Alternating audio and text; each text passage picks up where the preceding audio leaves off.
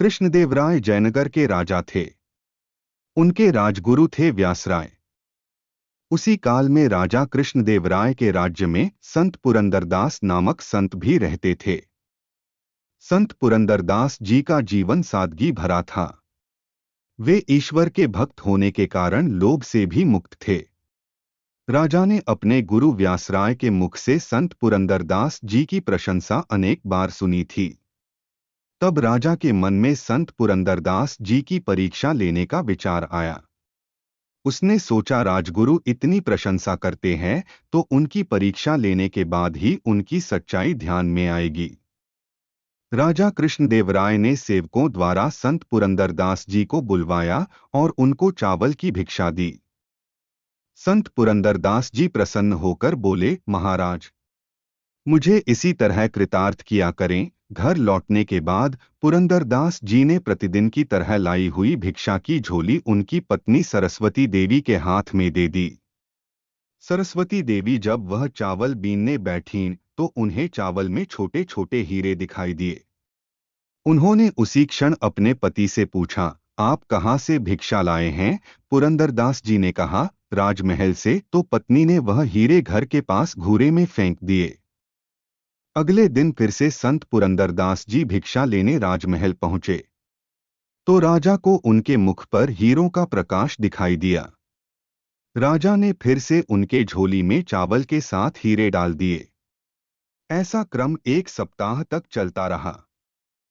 सप्ताह के अंत में राजा ने गुरु व्यासराय से कहा, गुरुदेव, आप तो कहते थे कि पुरंदर जैसा निर्लोभी दूसरा कोई नहीं, मगर मुझे तो वे लोभी जान पड़े।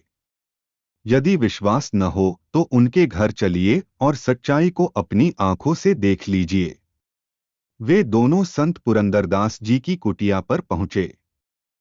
उन्होंने देखा कि लिपे पुते आंगन में तुलसी के पौधे के पास सरस्वती देवी चावल बीन रही हैं। राजा के मुख पर हंसी आई। उसने मन में ही सोचा कि वह उचित समय पर वहां पहुंचे हैं। अब पुरंदरदास जी का सच्चा रूप सभी को पता चलेगा।